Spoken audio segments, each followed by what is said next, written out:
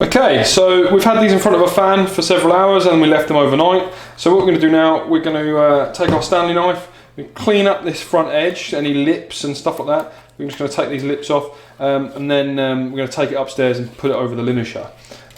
So it's dead simple. We're just going to take any sort of extra pieces off that are in the way.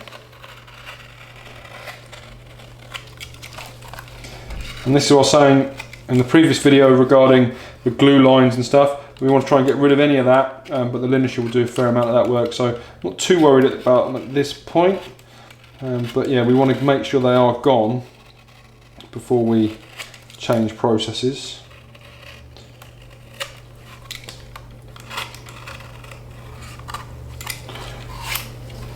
Cool. So we're going to take this upstairs now to the grinding room, and we'll take it from there. Okay, so we've moved upstairs now into the grinding room, and this is a knife maker's linisher. It's basically a glorified belt sander, and you can do this bit by hand, rubbing it with sandpaper. And what we want to do is we want all the grain of the leather to go in one direction, but also this means that we will change the shape of our the outside of our sheath, and this is the final shape we want to go for. And you can just see there are a few high points here in an irregular sort of shape, especially along here, and we want to smooth that out so it's one really nice clean like organic shape.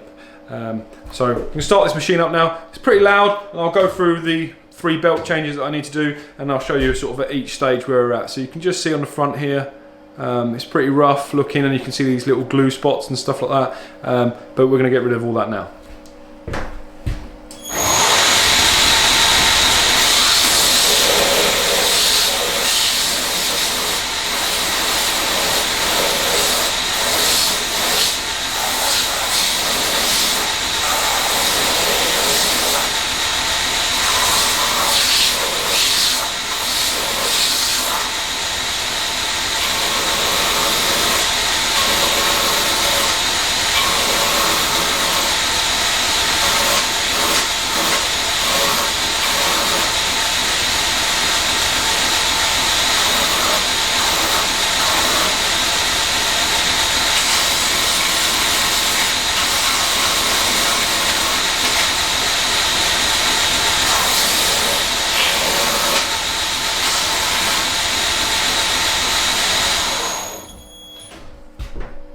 So that's my 40 grit, and you can see all the glue lines have gone. We've got a nice sort of even shape, and I'll clean it up a bit further on the next 2 grits.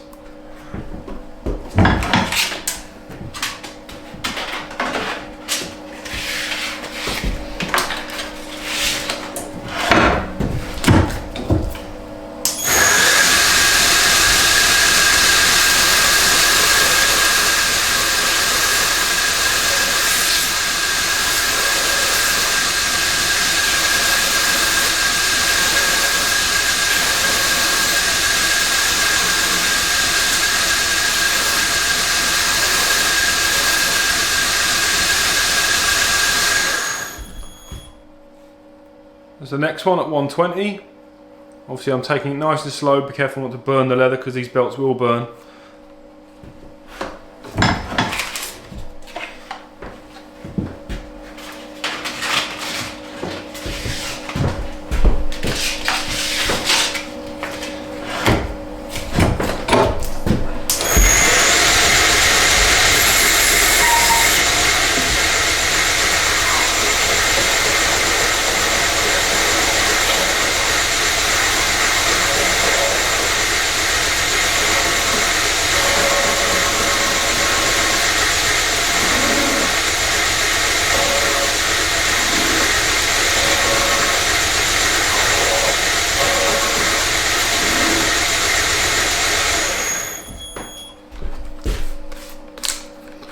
Cool, so that's all done then. Right, so we're ready for our next processes now. And you can see we've now evened up this shape. We've cleaned up this front face. Now that was a 400 grit belt, and we're going to do more work to this front face shortly, but the next stage is to prep it for sewing. Okay, so all my edges are now freshly sanded, and what I want to do now is prep these for sewing. So the first thing I need to do is take these hard edges off, and I'm going to do that with my edge beveling tool. What I've got here is a piece of scrap leather, and I've got it right on the edge of the table. And what I'm going to do is just press the sheath onto the edge of the table and using the leather to protect the underside of the sheath. And I'm going to take off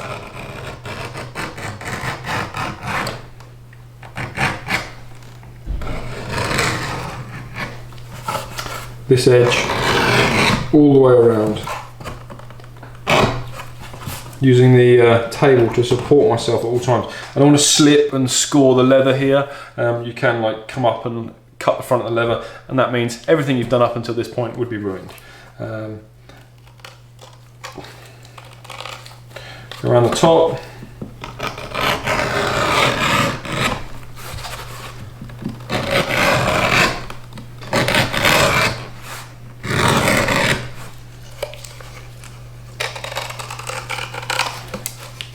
Take these front corners off, these hard corners, and then just inspect it for anything else. And that is the edge beveling done. So we've got this nice smooth edge all the way around and this nice uniform finish. So the next thing I need to do is the stitch groove, and this is where the row of stitches will lay in. So we take my stitch groover. Now this is like set, so it sits at a certain point. So I'm going to start at the bottom, about a centimetre from the bottom of the sheath, from the sort of outer edge here. I don't know if you can see that. And I'm going to start the cut. Now I do this in like 4 bites. So I do the front section twice. Just clean that bit up. And then I take the second bite out of the top here. Now it's starting to look a bit more like a sheath. So do this to all of them. Next stage is to sew them. So we are ready for sewing. So I've got my sheath and I've got my sewing machine. So obviously we're going to talk about hand sewing in a second, which is a completely different thing entirely. But I still do a lot of hand sewing, but I can tell you why I use this machine. Firstly, this is a Tipman The Boss. It basically can sew through a full inch of leather. And when you're doing stuff like that by hand, it becomes like a whole mess of drills and pressing spikes through leather. It's very, very hard on your hands. A couple of years ago, I used to hand sew absolutely every sheath. But a few years ago, we were getting ready for a trade show. Now, in the run up to that trade show, we made like 100 knives. I think it was the British Shooting Show 2018, and we had to make like 100 knives, and obviously I have to then make all the sheaths for those. The week before the show, I couldn't physically make any more sheaths. I had actually cut through the part of the ligament in my little fingers while I'm pulling the stitches tight. The thread that we use is a nylon, so it's quite abrasive. So you keep pulling that, you pull every stitch through and pull them tight. And I'd done quite bad damage to my hands. It took like 3 months to recover properly, and they still don't feel the same, and that was several years ago. So this machine will do what it takes 20 to 30 minutes hand sewing, it will do in less than 60 seconds and leaves just as good a finish, and it means you're using less tools that can go wrong, and you can leave tool marks and stuff like that. Without further ado, I'm going to use this machine now. It's quite loud and it's quite a clicky clacky noise. But it's very cool, and it is an absolute monster. We've actually added modified parts on it, so it doesn't mark the front of our sheaves, which is a common problem with one of these that hasn't been modified. But we've actually fabricated a foot in here, and we've got this little leather pad on the bottom that stops it from damaging any of the leather. But yeah, so let's make a start.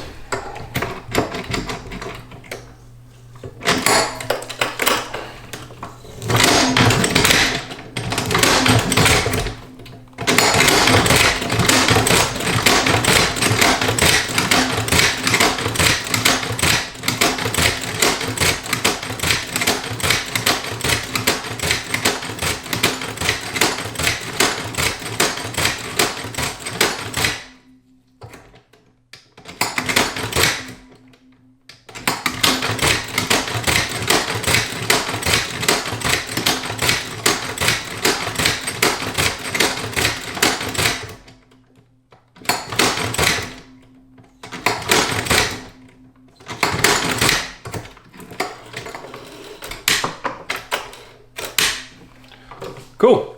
That is one sewn sheath, and you can see lovely row of stitches on the back, lovely row of stitches on the front. These running ends, what we'll do now, we'll thread needles onto these and we'll push them through the holes, and then we'll cut them and knot them at the back and then burn them off. Dead simple. Awesome piece of kit. But like I say, I'll now talk about hand sewing before we move on to this. A really quick thing about hand sewing then. So there are lots of different ways of hand sewing, but there's the main way which I was taught was a saddle stitch. So what I've got here, I've mocked up a little piece of leather, and this is done with pricking irons. So pricking iron is basically like a metal fork looking thing, and they line up the holes and then you hammer them through the leather, and then you would do that on both sides and then match it up, and that's what you'd sew through.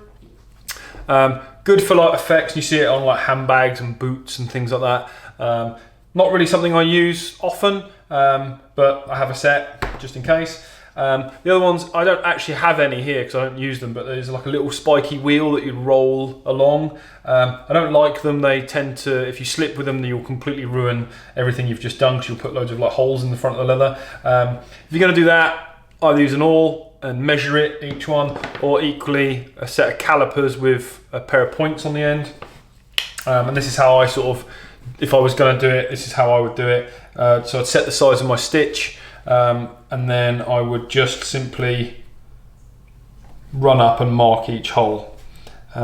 Doesn't take that long. Obviously it's not as quick as the wheel, but like I say, I just don't get on with them. So from here then, obviously the pricking irons would go all the way through, and there's like a different pattern up the top here, just a different type. And something like this, what you could then do is take your awl and then press that through the leather, okay? Creating a hole. Dead easy. So you can then run up the face.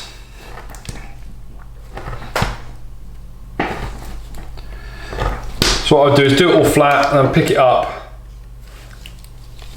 and then push each one through. Now, as you can see, this is very time consuming. And if you were to do this to a sheath, obviously you've got to push it through this thick, or you'd have to do it symmetrically. So you do it one side while the sheath is open as a shield, do it all the way up and then do it and then sew it over. It's not very conducive to wet forming leather, but yeah, it's just a different style of doing things. It doesn't work for me personally all the time, but you know, it just depends on the project. And once you've made your holes, and you can also drill these, by the way, so you drill it with a Dremel. So you'd get your thing, you'd have it all ready, and then you would just drill through like 1 millimeter, and then sew through those holes. That's a pretty good way of doing it, but it does remove material and it does like displace stuff, and again you're using more mechanical stuff that can go wrong and sort of upset the front of your sheath. Anyway, for these purposes, really simple little test here, and what I've done, I've got a little piece of thread, and with a saddle stitch, a little piece of thread, and all it is a thread, and it's just attached with a needle at each end. Okay, so all you do, let me just get that in the camera if you can see it. What I'm going to do is going to pass both needles, one through each hole at the bottom of the stitch, or the bottom of the sort of item I'm sewing. I take the bottom one then from the back, and I push that back through. And what I've done, I've created a loop. Pull that tight, and then back through the next one.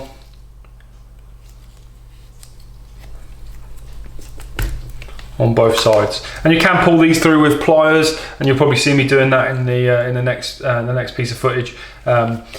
Pulling the stitches through just makes it easier. Obviously, just you're trying to pull them tight, so you want them as tight as possible without upsetting or cutting into the leather too much. Yeah, and obviously once you've got a piece of thread through the hole, it obviously fills it up. So that's all you'd do, is continue in that vein, pulling them nice and tight. And then what you can do, if they're sitting a bit proud, once you've wet the leather or you've dyed it, just go over and just tap them down with a piece of wood or a hammer, or get your burnishing stick and press them in And that's it, dead simple. Takes a little while, so just sew a normal sheath, one like this. Something like this, you're looking at about 20 minutes realistically, if you're going to do it nice and neatly. Yeah, and that would be having to drill all the holes as well. Okay, back to the task at hand then. So I've got a needle threaded on the running end of this thread here. This is the leftover from the sewing machine. So I've got, this is like the front face. And all I'm going to do, I'm going to just push that needle back through, like that. I'm going to come up one stitch, and then I'm going to go back a stitch and go back down that stitch. Now I don't know if you spotted it in the video where I was actually sewing it with the machine. What I actually did, I sewed forward one stitch and then went back one and then came back again. So basically it's created like a loop, and all I've done is done the same there twice. So I've basically sewn it off, so they won't go anywhere. I'm going to pull that nice and tight now. And then all I'm going to do, these are a little pair of like Japanese pruning shears. All I'm going to do is cut them really close, leaving about 2mm sticking out. So I've got these little fluffy tabs. Cigarette lighter, and then I'm going to try and do this without. Melt it back, and then press it into the hole.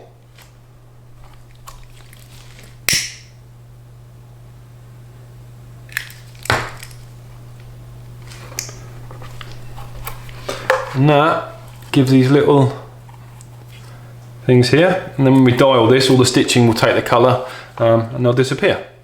Okay, so we're ready to dye the sheets. However, what I've just done off camera here is that, because like I say, every sheath's different, what can happen is when the stitches pull the leather tight, that they might displace some material, and that might need flashing back. So if you need to cut it back with a knife, you'll then need to go and resand it and all that sort of stuff. So all your prep work up until this point really matters, because at this point there's no going back. Once you've dyed it, we don't really want to be then modifying it, because you will never get the same colour, because the dye will always take in the leather differently, and then it'll affect our overall finish. Okay, so this is my dye. It is a mix of various chemicals. However, there is also there's an acrylic element to this, and there's a liquefied wax element as well, and there is also a antibacterial element to this. So this is similar to the wash that I used inside, but this is a different type, and this one's brown. I've got one of these for every colour that we do. So all I do, sheath upside down, put it in the jar, lock the jar off,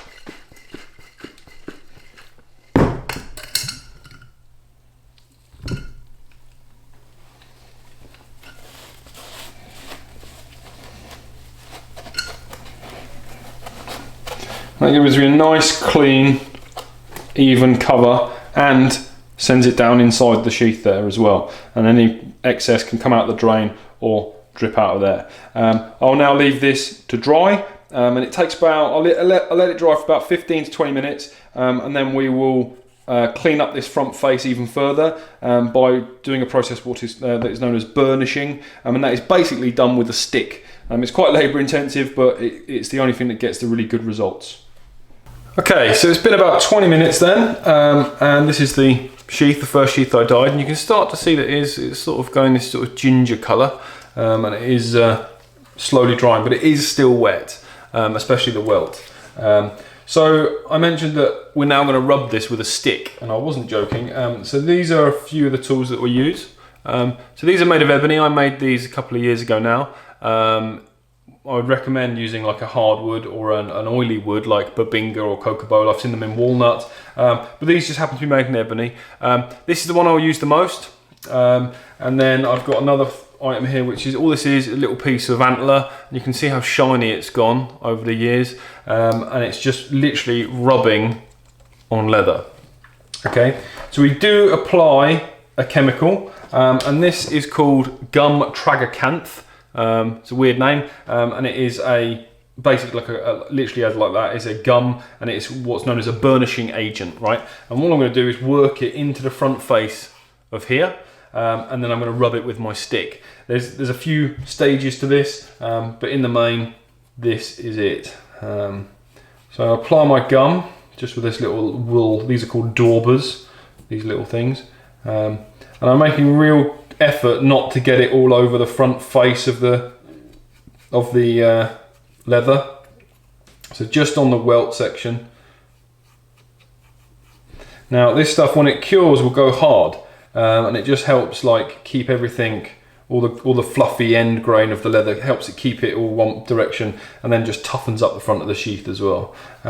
So I'm just rubbing it in, and I know when I'm done, because it will start to go, I don't know if you can see that, it will start to sort of, it looks like it's going fluffy, but it's actually the chemical, although the gum itself actually starting to cure, and it goes all sort of, goes yellow and starts stripping the colour out of the leather look. It starts lifting the colour. This stuff also stinks to high heavens. I couldn't describe the smell, but it is not that pleasant.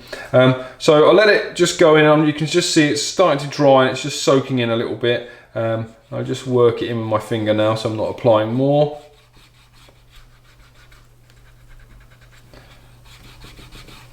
Cool. I'm going to take my stick, my little piece of ebony, and now you've got these grooves here, and now these are used for like different sizes, put them in, like putting different things, but I'll actually only be using this end, and the ball end we'll be using in a minute as well. So what I'm going to do, I hold it up against my chest. I'll just turn it towards the camera there. Hold it up against my chest, and what I'm going to do, applying a fair amount of pressure, I just start rubbing the sheath.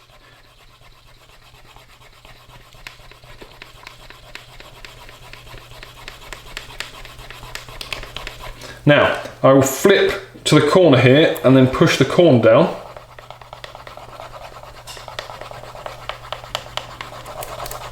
So I'm creating a rounded, like a rounded front face.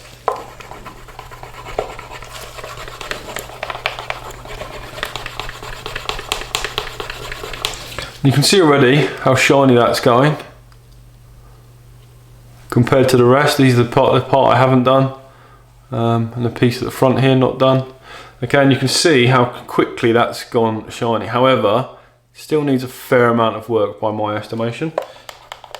But like I say, I'll keep this in real time so you can see what is actually going on.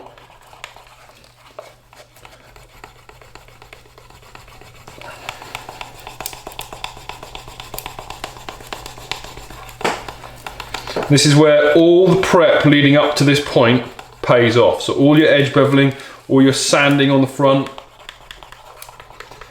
If you haven't done it right, this will look rubbish. And you notice I'm not coming up and over the top of this because I don't want to smush this corner down. So I'm just working up to that corner. And this is actually also shaping the sheath to some degree.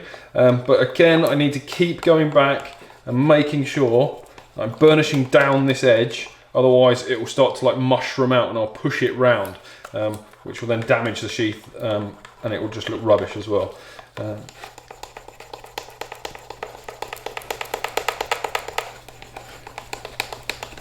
It actually gets quite warm. It's like under friction, and that helps the gum go off.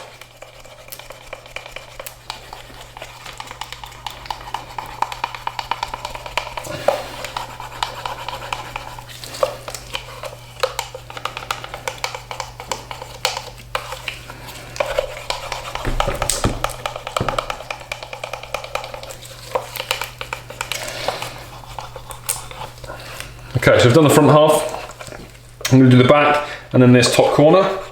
The back quite easy to do because it's like a scallop.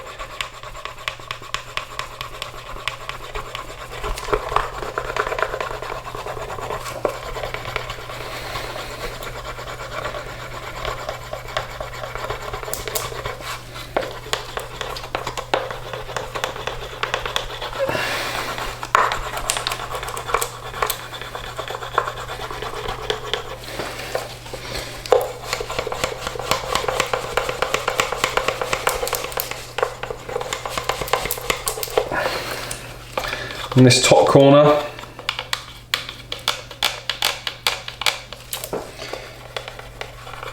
Now you notice I didn't apply any gum here because I don't want to damage this, but you can actually do this with water as well. It takes a lot longer and you don't get as good a finish. But we've got other products to add to this yet. But I will just do the top corner here. And then work on the inside. Sorry, it's not great for camera, but cool. Once I'm happy then, you can see how shiny that's gone. I will take my dauber again, and I'll just go over with the gum, whatever's left on here. It's only like a little smattering. And then anything else, that any like open pores or whatever, that will just get sealed up. And then I'll leave this to dry now. Just the front face, I'll leave that to dry. And then I'll let it go off completely, so the sheath will be completely dry when I come back to this. And I'll normally leave it overnight. Again, this is one of the processes that I will sort of do at the end of a day. And I'll let this cure completely overnight, and then we will add our final finishes and our final washes as well. And that will be this sheath complete. Okay, so we are now into day 3. And I have my sheath, it's all nice and dry. Yesterday we were edge slicking this, which is now all been burnished, but we're not done. So I need to add another couple of chemicals to this, and then we're going to put the sort of final surface finish and the treatment on. And then that has to dry, and then we'll polish it all up. So first thing I'm going to do, I'm going to apply, this is just a cloth here, black cloth, and I've got this special it's like a chemical that I've made up. It's like a series of waxes and dyes, and like I say, it's something I've been developing a long time, so I won't be giving the game away on what it is, but I'm going to just rub it into the front face here. Get a little bit more.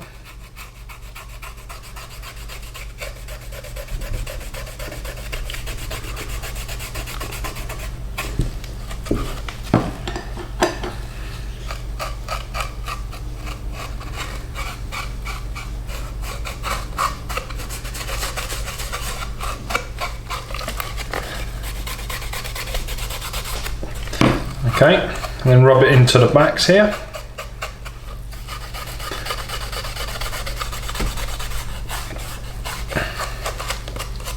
Okay, now I've done that,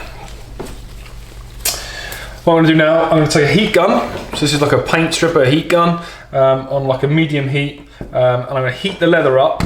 And then I'm going to apply, this stuff is called Snow Seal. It's actually a set of like, it's all different like waxes. You can use beeswax for this, but this stuff is already quite soft, and it gives like a better finish than normal beeswax. They've added like whatever it is that is in it to just make it, just to protect the leather better, and it goes deeper into the leather. And then you can actually then, you know, I recommend this to my customers if they want to protect their leather further, but it's great for everything like shoes and like golf bags or whatever. But yeah, really good sort of product. So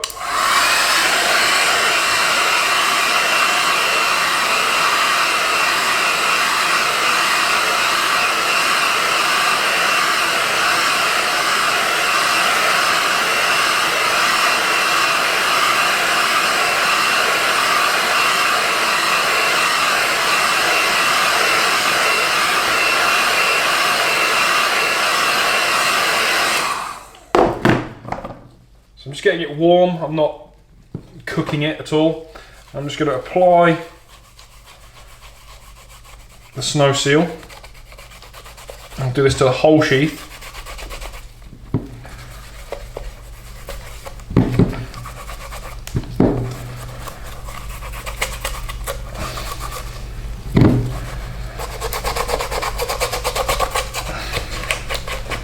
Making sure to get all of the areas.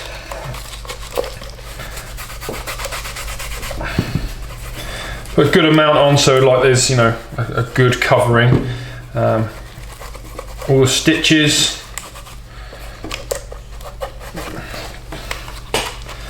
And then just put a little bit on the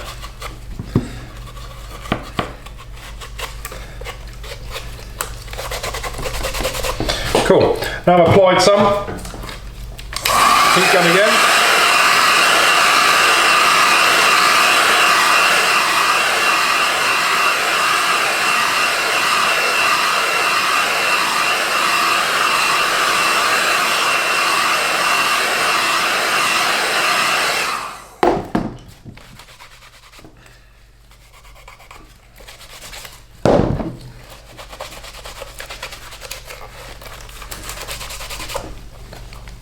Okay, now I've got to this stage, I'm going to let it dry for about 10 minutes and then we'll apply our top coat and then we'll apply Snow Seal again. Okay, so we've let our sheath dry now. And what I've got here is a pair of brushes.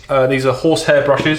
I take my wax mix that I applied to the front of the sheath earlier, and I'm going to apply it very liberally with a brush.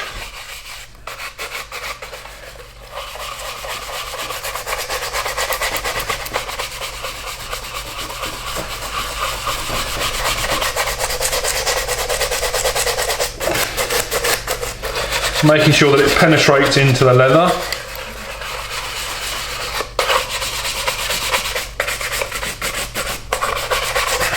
This mixture also has like an antibacterial treatment in it as well, although it only mainly goes on the outside of the sheath. This is more of a waterproofing than it is anything else, but it does all help.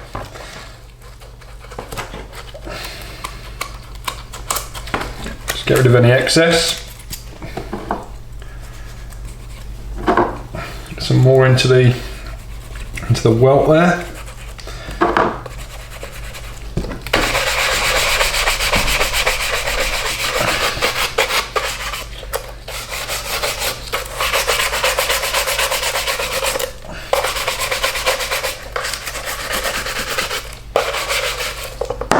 Okay. So that is the top coat on. Now what I'm going to do is take my horsehair brush and I'm going to buff it like I would a pair of boots basically.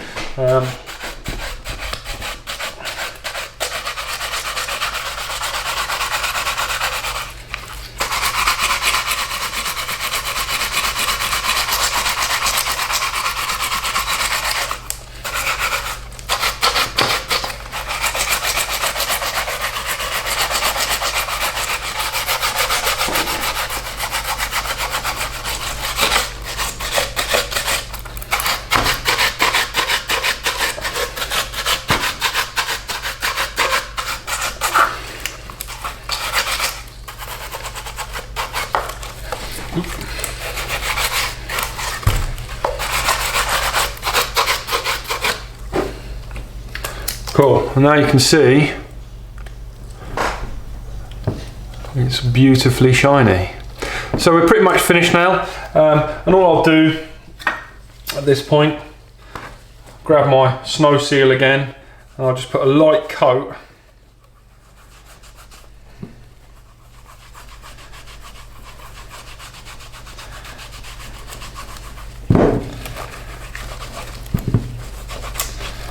nice even coating all the way over,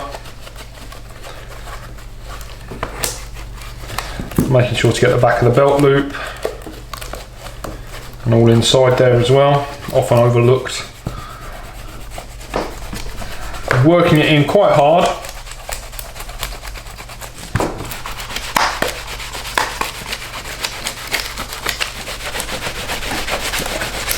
Generate some heat under friction.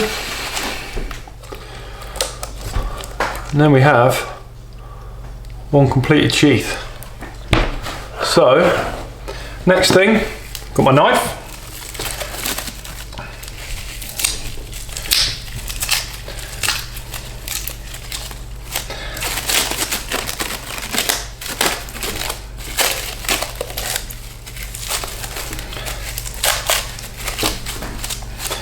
Get rid of this. Now I'll actually leave the oil on until the knife is actually ready to go out. Often it might need engraving, or it will need boxing up, or we contact the customer or whatever. Okay, so knife in the sheath, lovely fit, There you go. And we should have an audible fit. It's not a click so much, but it's like a shoom. Perfect. Happy with that, making sure it's all square. And then we have ×1 finished Emberleaf knife and sheath. Okay guys, so that's it from me. I know it's been quite a long video, but I wanted to show it as real time as I could possibly make it. We would normally make these in like batches of 8 to 10, and we would spread that work out over like 3 days, and the total time for each sheath would be about 45 minutes, something like that, but split up over those 3 days to account for drying times. This has been the reality of what it takes to make one of these. Now, I'm not saying this is the best way. I'm not saying that these are all the answers. This is how I do it. This is how I've taught myself to do it, and it's just stuff that I've picked up over 10 years of making sheaths. I think I've made in the region of about 3,000 sheaths, just single knife sheaths, about 3,000, and loads of other projects. So I've got a fairly good working knowledge of how these things go together. But yeah, I hope you've enjoyed the video, and yeah, we hope to do more content. Like and subscribe, help us grow the channel, and hope to see you soon. Cheers guys.